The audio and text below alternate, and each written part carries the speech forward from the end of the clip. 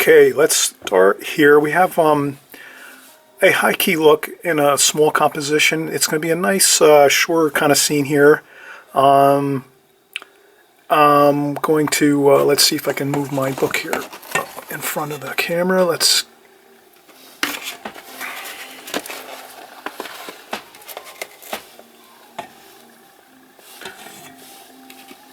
Okay, that's going to be the picture.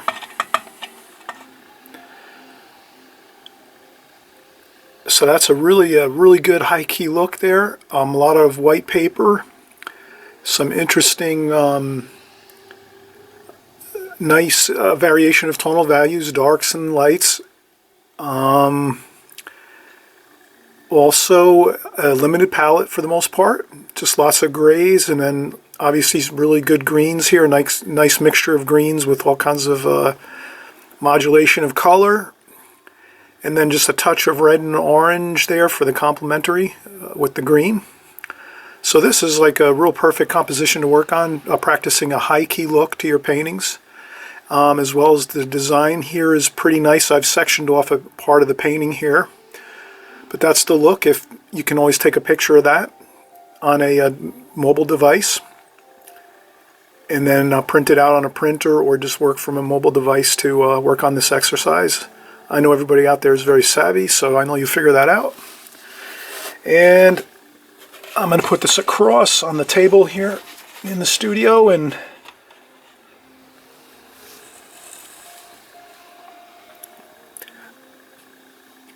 I'm going to get my points here on the paper just to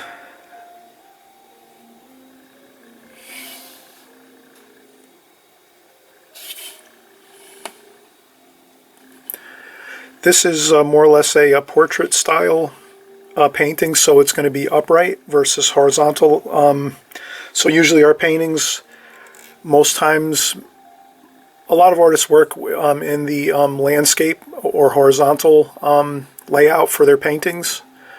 But also too, it's pretty popular, the portrait style or upright. So you have your either your frame or your painting is going to be, in a landscape mode or a portrait mode, which is upright, rectangular going upwards, vertical, or the rectangle going horizontal, which is the landscape look. So here we're doing more of a vertical portrait style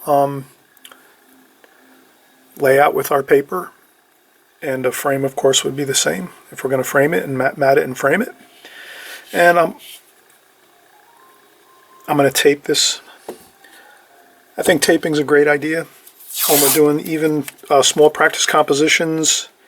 I think taping's a great idea, and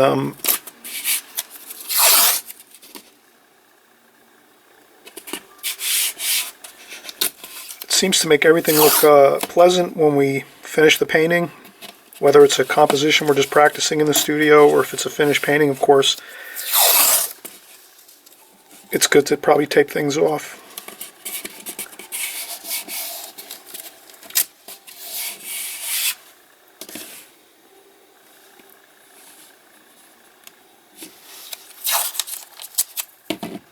And I'll tape down my palette.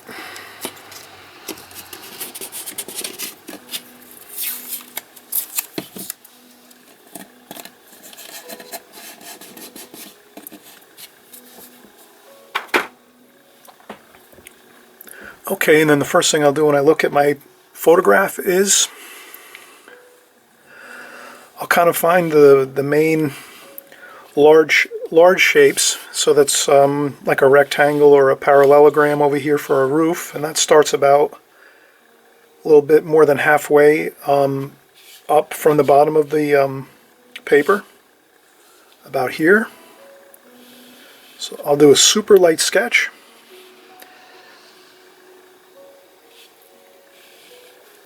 Then we have a triangle over here.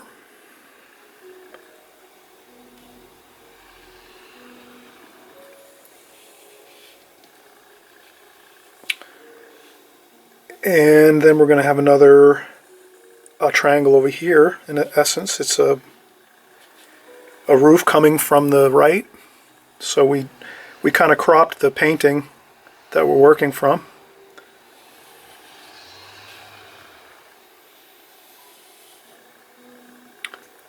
And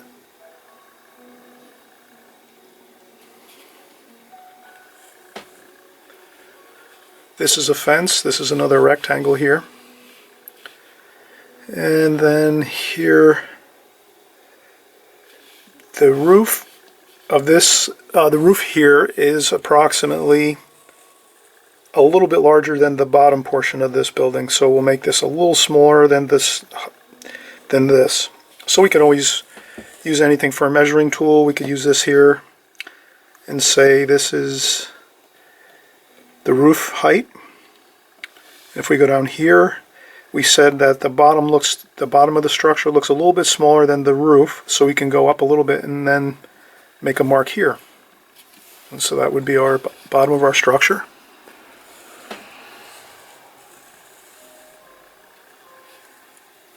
And this sort of goes across like that. And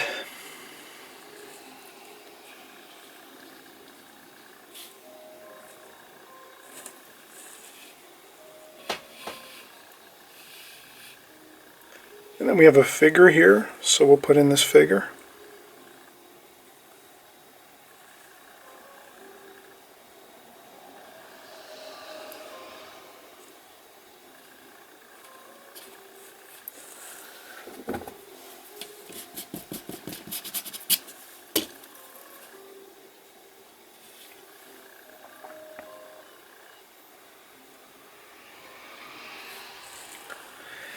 And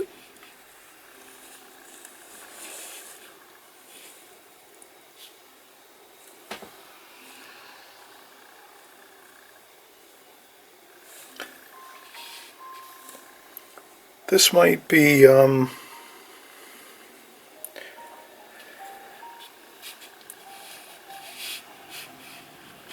this is like a sidewalk or a path here. I'll leave a pencil line here just so I know to leave this white paper.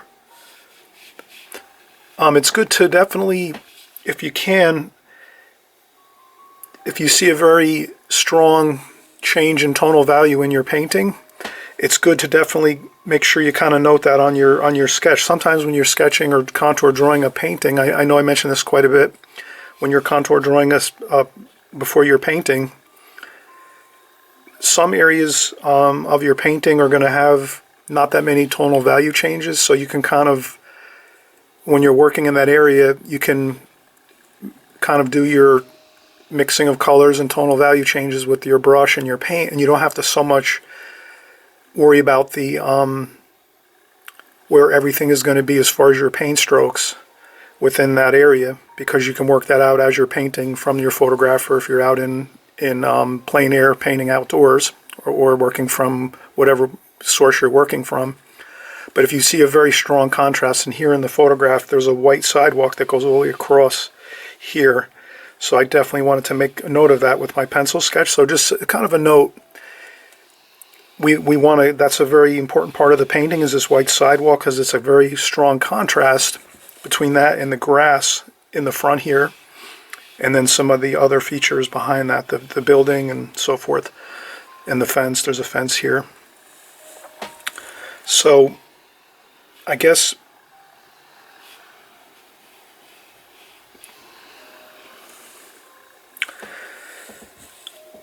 the best thing is, if you see a really sharp contrast in an area, it's really good to notate that if you think you might have an issue where you might paint over something. So here I'm going to do the, it looks like another sidewalk or walkway, maybe a sidewalk or sand pathway, which really looks cool, and it kind of goes right across the painting here. And this is really nice because this gives us a really good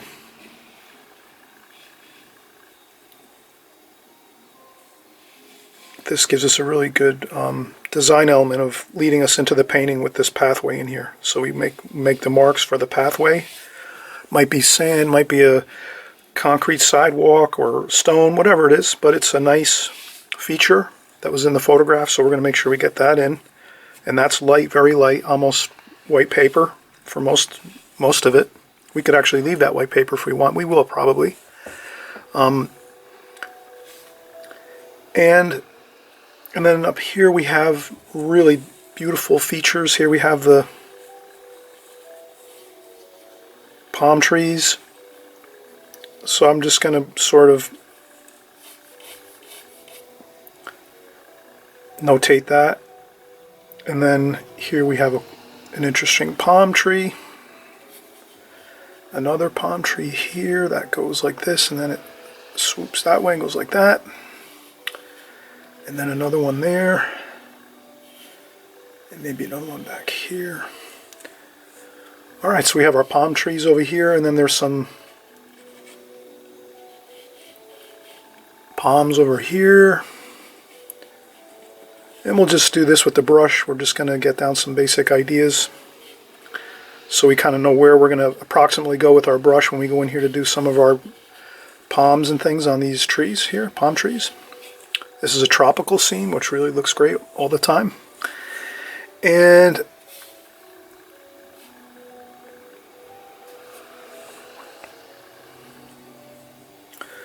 I see that I can maybe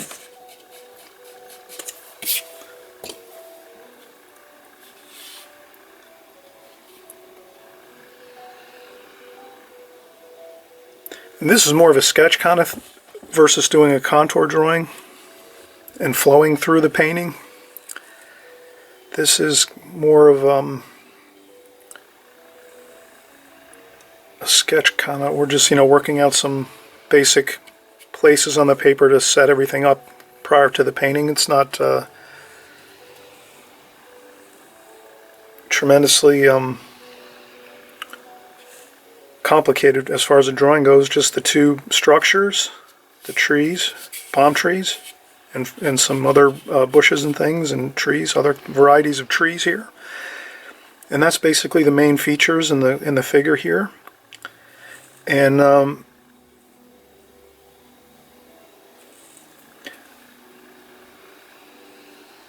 the rest is somewhat pretty simple. Alright, so we can go with this. And then we're going to get our brushes.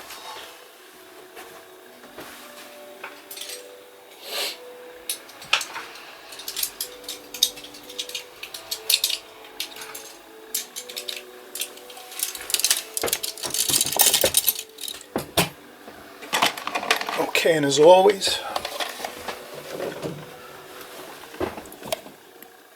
we do some nice fresh clean water in a water bucket, and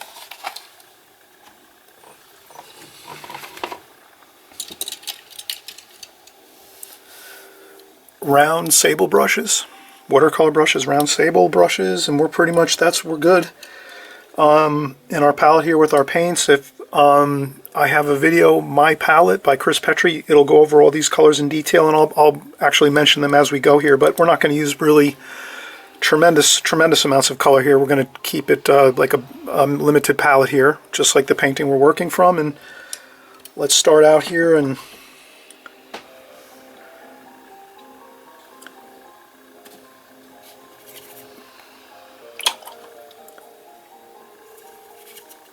so we'll do some Payne's Gray, Ivory Black,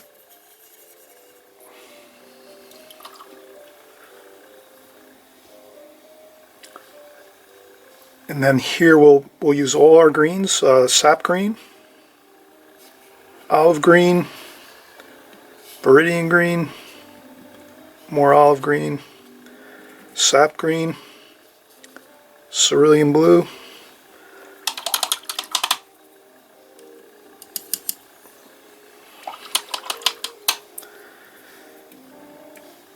and then over here we'll mix in a little orange, cadmium orange, yellow ochre,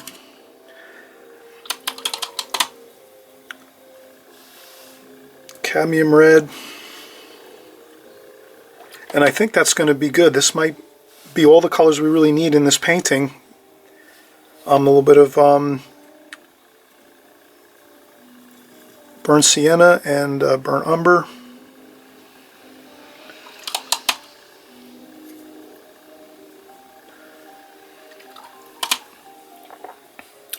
Alright, let's try to work on this here. We'll go with maybe our darkest darks first, and I want to get those square and rectangular shapes in here. So I'm noticing they're all different sizes.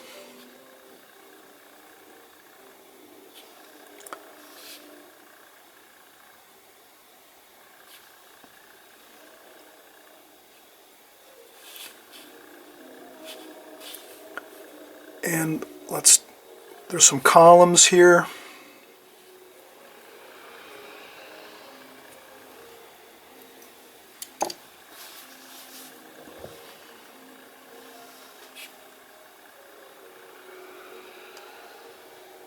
And this is a really fun painting because it's a limited palette. You can just really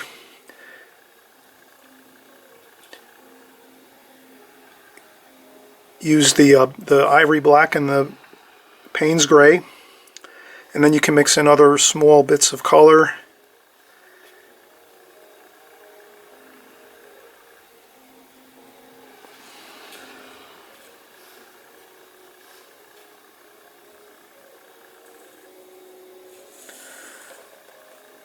And that's really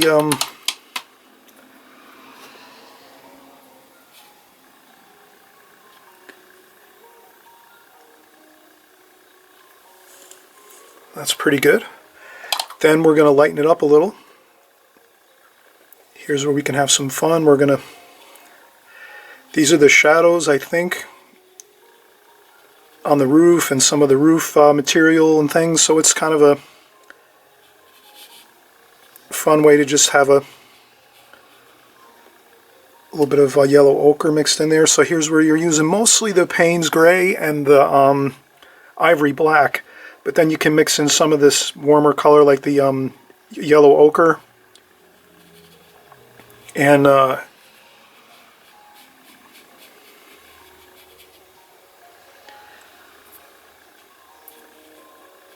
it's a very fun, free type of painting.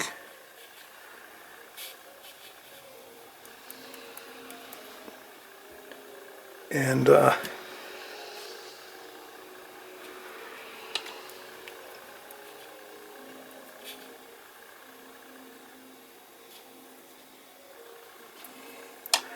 here I'm moving my brush around different ways so that the brush strokes don't look all the same fashion.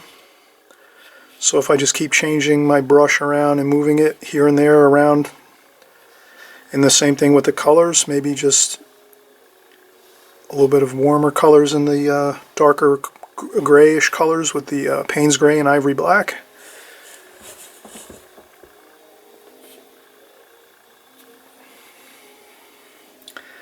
Then we have some green here. I'll take some gray, mix that in with the green.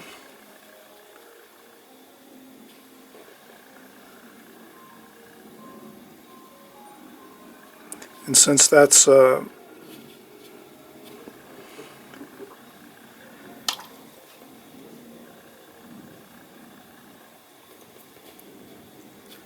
I think I'm going a little bit off the like my painting here is not exactly like the one that we looked at in the beginning. I see I've gone off the exact painting. There's a little difference, but it's pretty much the same. And that's where I never worry about that. If things are a little bit different than what I started with as far as the drawing, and then I'm painting and something changes, or I find that I've maybe put too much space between these two buildings, it doesn't really matter too much. It's going to look pretty much the same.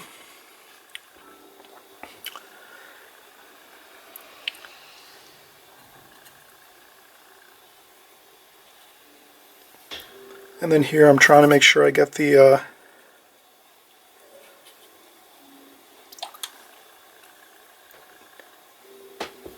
correct tonal values.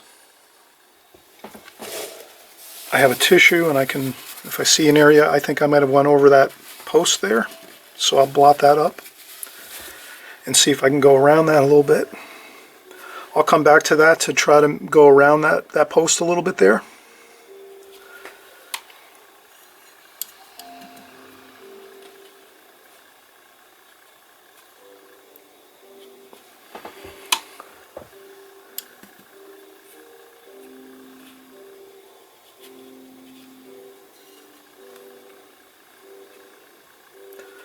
And it's a little cooler up here in this section underneath the eave of the roof. Where the roof comes down, it's under here, there's more shadow. And then it's probably a little more warmer with some yellow ochre here. And I'm trying to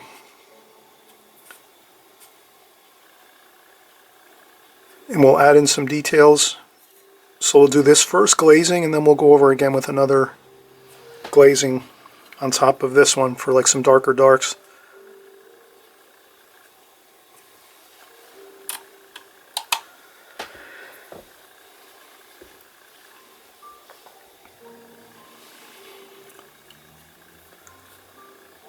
And I see some shadow there.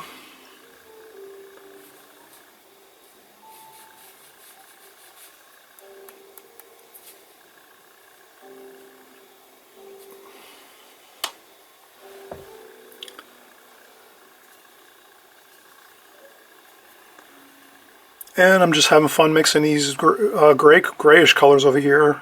I started off with ivory black and Payne's gray.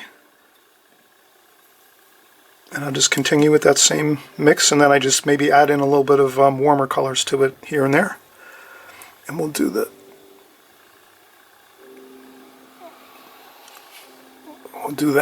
palm tree there. That might be a little bit dark, but it'll lighten up.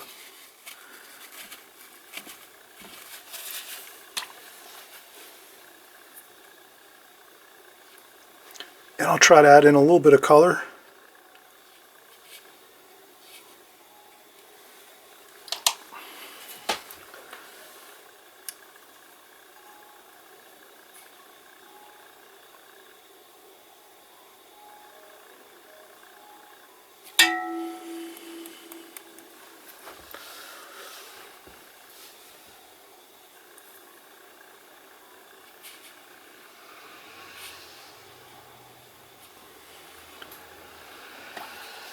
And these over here, these palm trees over here are a little lighter.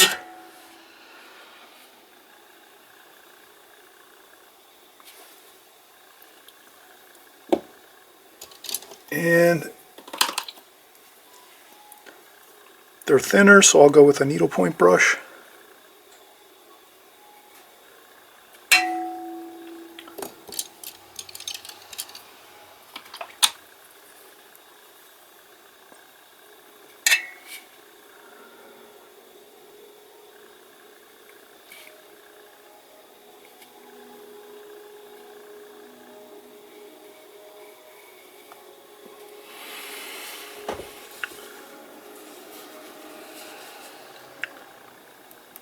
Okay, so that's pretty much, we have a good start here. We have some really good darks, some medium tones here, lighter, pretty much lighter tonal values here. And then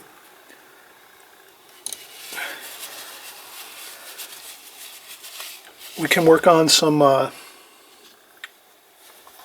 the palm trees over here. So I'm going to look and see, and there's some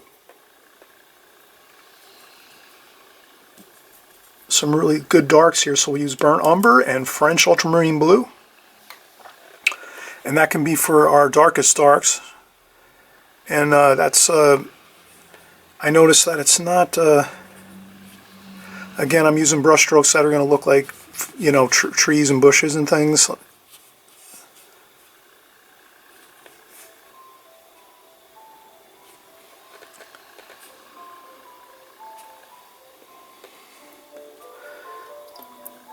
Then I can lighten it up a little bit, like that. That's probably good. For the darks, Now we'll have some fun. We'll use the needlepoint brush again here, and we will do some of the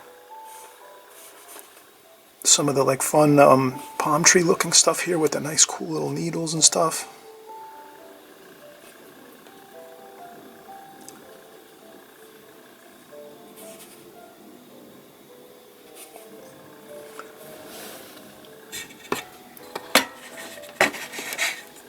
And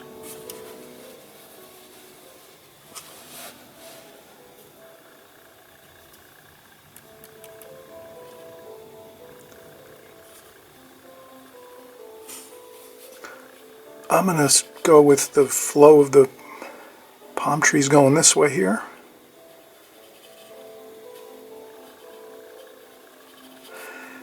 Alright, so we won't get, we're going to try to keep our video here, reasonable in time instead of really, so we'll have fun with this.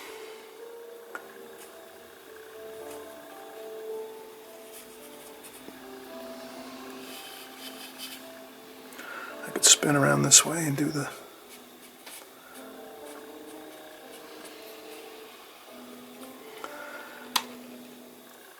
a little bit of yellow ochre here. Okay, now this is just an idea really of what I did, an idea of like the palm trees here. I didn't take as much time.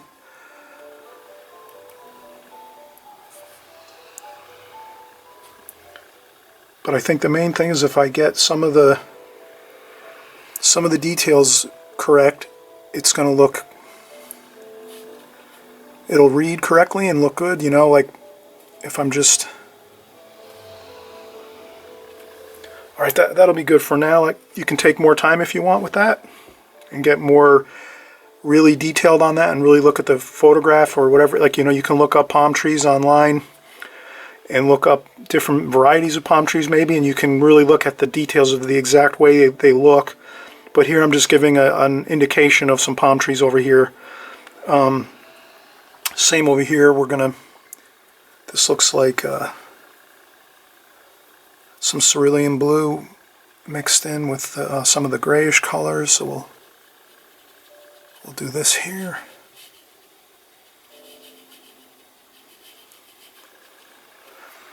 And the same here, we can make just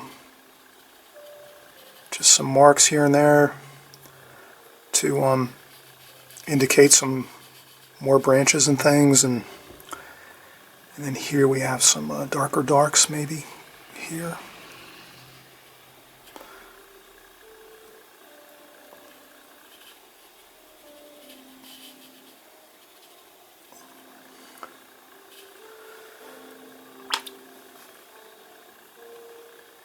I'm improvising here quite a bit, you might tell. You can tell if you're looking at the original photograph at some point. You'll see that I improvised a little bit, which is fine. I think that's good in artwork if you can improvise and do a little, improvisation when you're doing your artwork. It's kind of good. It frees you up not to feel like you have to copy everything exactly. So, all right, well, this is looking pretty good with the. I think though, because I cropped this needs to.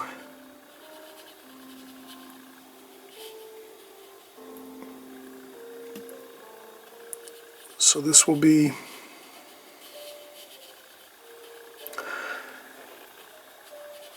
I just want to make, like, this is, since I cropped this photograph of this painting, Winslow Homer painting,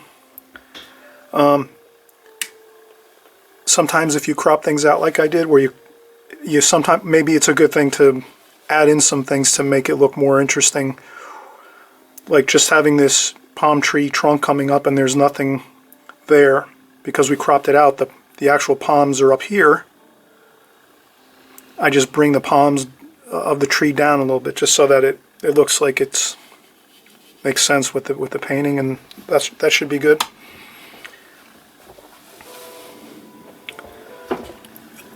Okay, we're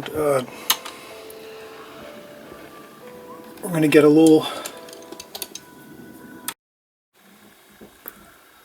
All right, part 2. Everyone has made it to the second part of this video. I tried to make everything happen in that first part, but somehow the camera here ran out of space, and I don't have anything saved on it. So in any case, limited resources on my operation here, but in any case, we're having fun. That's the main part. We're learning something here. I'm learning something new. I have learned in this painting right here that, you know, I can see that the abstract look of the painting has is finished now. So really, I thought I would have more of a finished look at this point, but I realize it's not really that finished, and I think the reason why is it's a lot of lighter tonal values. So if there's a lot of light tonal values in a painting, I think it doesn't quite look finished until we get those darker darks in and the final details in, and then it really takes a real good finished look to it. So sometimes if we're working on a painting and it has a lot of rich tonal values and, you know, bright colors and a lot of dark darks and light lights all in the mix, it takes on a really nice finished look from kind of the start. But here, since we really did a lot of the light washes first and light tonal values and middle tones, it does still need some work. So let's finish this painting here, and I think we'll have a lot of fun just doing the small details and that are going to give it a real good finished look, like Winslow Homer's painting. And it tends to look a little abstract in the finished painting of his, but he has a lot more detail, and it's I took one small section of Winslow Homer's painting and worked on that here. Whereas if online, if you'll see this painting in a finished or in a photograph of his original painting, you'll notice that it's a much larger composition with a lot more stuff going on in it. So here we kind of just sectioned off a part of it. And this is a fun way to work too, is sectioning off small parts of paintings, and then you kind of get a feel for the colors, for the techniques, maybe the feel of the way it looks, and then we could go back and do the complete full painting, like you know, tomorrow or the next day or the next weekend or whenever we would want to go back and paint this painting, and we'd already have like that feel of how we mixed the colors, what tonal values we used, the techniques we kind of used, what brushes we used. So in essence, we kind of get an insight into a painting style, whoever's style we might be looking at here. We're looking at a Winslow Homer painting, and we're kind of doing a small section of his work, and then we're kind of getting an insight into his painting as we do a small composition of it, sectioning, you know, doing a small section of it. And then of course, if we wanted to, we could just, you know, do the full larger painting, which would be a landscape, and it would be, you know, quite a bit more details. There's a lot more palm trees in the original than I have here, and there's a lot more of this of these two buildings in the painting. So if you can imagine, this is only maybe a quarter of the full painting. So this is just 1/4 of the original that we're kind of focusing in on. So let's we'll get back into this here, and we'll sort of let's just do some final details here. And I notice the fence. We can do that, so we'll just go right back into our colors we have here, and that was Payne's Gray, Ivory Black, and then we add some yellow ochre over here on the side, maybe some cadmium orange and cadmium red to mix into that, some burnt umber, some cerulean blue.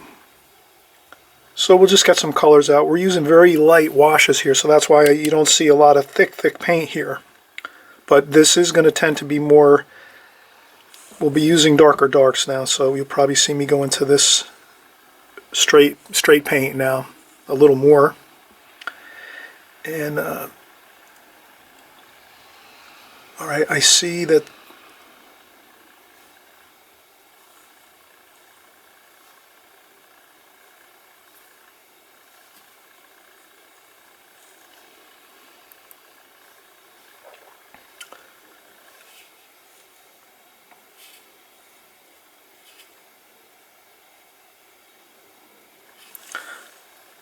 I'll paint in a few shutter ideas.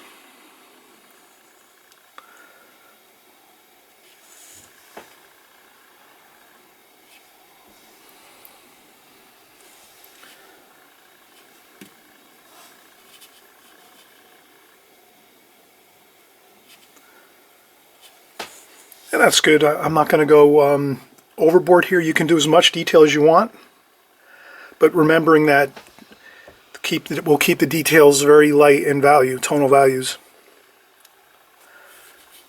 I'll do some of the slats of the fence. Quickly, I do them.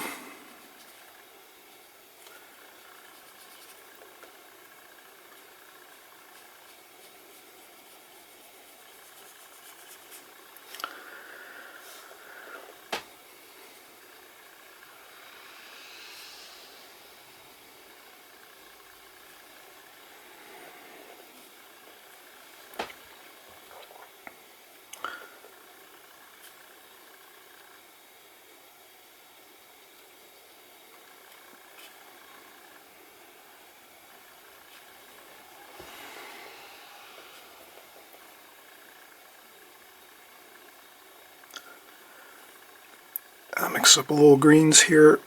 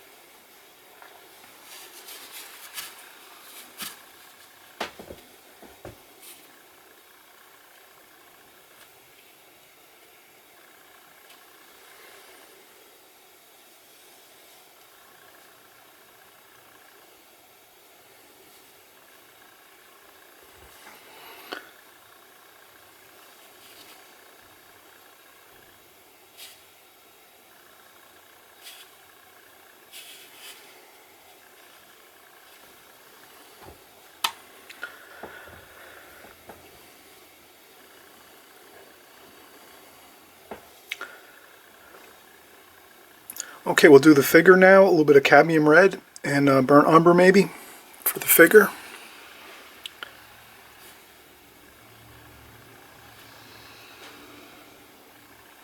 Burnt sienna maybe a little.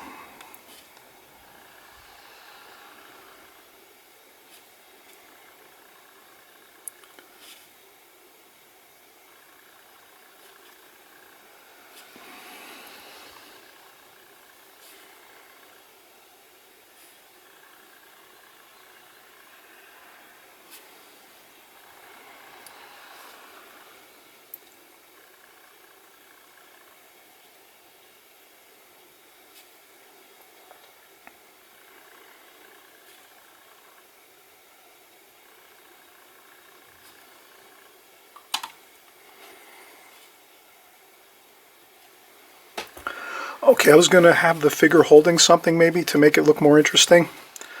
Carrying something, sometimes when I go too fancy it doesn't work great, so I blot that up with a tissue and we'll let that dry for at least 5 minutes or so, just so we can go back in. We'll maybe just do the arm, one arm over here and another arm over here, you know, just a little bit of detail but not too much detail for this figure because it's in the distance. It's like in the middle distance here of the painting, so we don't want to fuss with this too much. Just a little bit of a, you know, a face, a little bit of color for the face with the red, cadmium red, and some burnt umber mixture, burnt sienna, and then just the 2 feet, 1 foot, you know, more flat, and then another one vertical, so that it's got a feeling of motion, of walking. And that's really all we can do here. That'll make it look good and not be overworked. And let's see here, there's a little more color, some orange and some red. There's like some maybe some flowers and interesting things here, so we'll just, and some red, just to do a little bit of color up close here in the foreground. We can put these more of these details and a little brighter colors.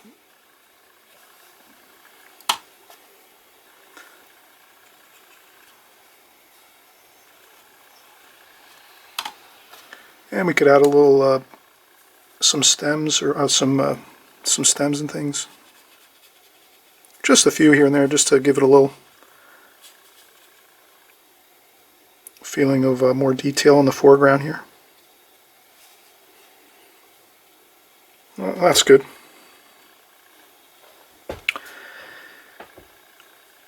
And that looks pretty good, I think, for the most part. If you want to get more detailed with this or have a little more interesting effects, you could go over with a super light wash before you start the darker tonal values on this painting, and do maybe like a light wash of like some warm colors, like a very light wash of yellow ochre in the sky, a little bit with some cerulean blue, but just a touch of color, like almost no, just a hint of it to give it a little bit of some color onto the paper. This is white paper here, but I like the white paper myself, so I would leave it white paper. My own feeling is I really enjoy the white color, the white paper feel on a painting, watercolors. But you could add just a touch of color to it, and it would really enhance it too as well. That would look good. I think I could have, for this here, this is sort of like when I'm looking at the painting and I'm looking at my painting and I'm looking at the original. This is probably a wall, this green rectangular shape that goes all the way across the painting. It's probably a wall, so I probably could have left a white band there, which would kind of denote like a stone cap on that wall, and then a shadow underneath it, and then maybe left like an opening in it so that it feels like you can walk through the partition wall here. That might have been like a property wall or something along this sidewalk, but this can also, it's almost like really, sometimes when you're looking at a painting, some things don't always, aren't fully explained, and that's okay too. It could be grass. It could look like grass, and then maybe there's like some steps somewhere along here that the elevation drops down, and there's like a lower section where the house is over here, so it's almost like we're up on higher ground here, and then there's some grass, and it goes up to this fence. And then maybe you step down onto this lower section over here by this house, or maybe this house is sitting lower and this house is up higher on this level here, this plane. So this is a little bit of an over explanation of things, but sometimes when I look at a painting, I don't quite look at it in detail enough, and then I start it and do this, and then afterwards I look at it and say, oh, I noticed that I didn't explain this good enough, this section here. So I could have looked at that painting a little more closely and kind of try to, in my mind, figure out how I can transition or make some of these sections of the painting a little more explainable or more, identifiable to a person that's looking at the painting. But it's got enough details in it that it sort of is exciting. So I'm just going to do a little more detail work here.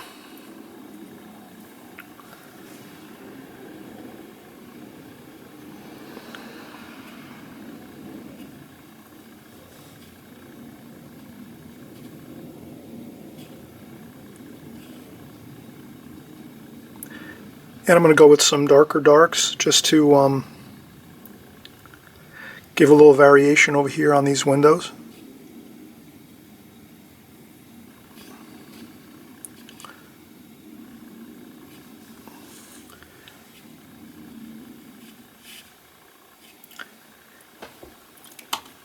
I might add in a window. Sometimes I'll add in things.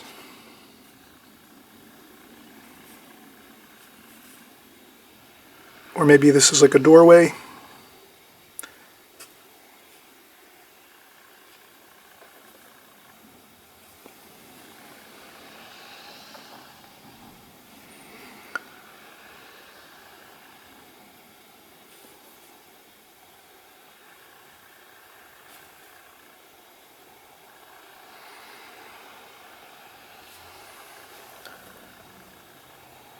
And another, like maybe a window over here.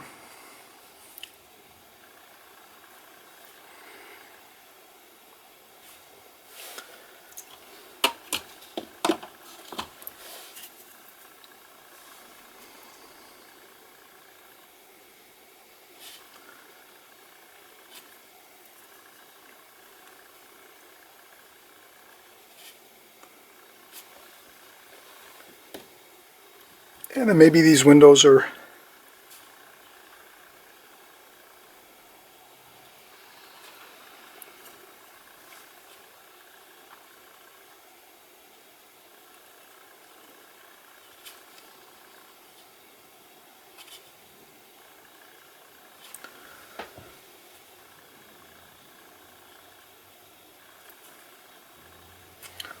alright, so that is pretty good. I try to add in some details here, some darker darks.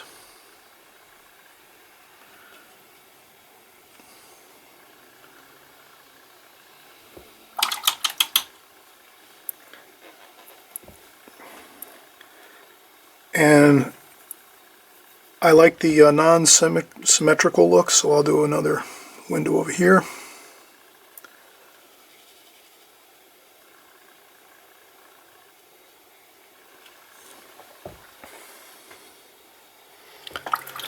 And again, this is just a fun practice. So sometimes when you're doing a painting, you can just go off and onto like you know, your own journey here and add in different things and just practice and have fun and say, well, I'm going to do a couple windows or a door or two and, you know, have fun with things. I do that a lot. I just have like fun time where this is not a finished painting, it's a composition I'm practicing on, and then I just like to, you know, kind of explore and do some different things as I'm going, instead of just being like, you know, I have to do it this way. You know, I try to have a little fun with it and do some improvisation. And then if we peel off the tape, we're going to see that this looks pretty good. Once we peel off the tape, it does give it a nice finished look. This could be like a gift card series, or you know, some cards for a special occasion, whatever. You can have all kinds of fun with these types of paintings. But I hope this is a fun practice painting to do. It's pretty creative. You can mix your colors, lots of light tonal values, so you can mix your grays really nice with the different colors we use, Payne's gray and ivory black mostly. And then we just mixed in some warmer colors and greens, and to get our variations, and then we have a nice a finished look to this, and we have fun with it and enjoy. Alright everyone, we'll see you on the next video, and happy painting everyone.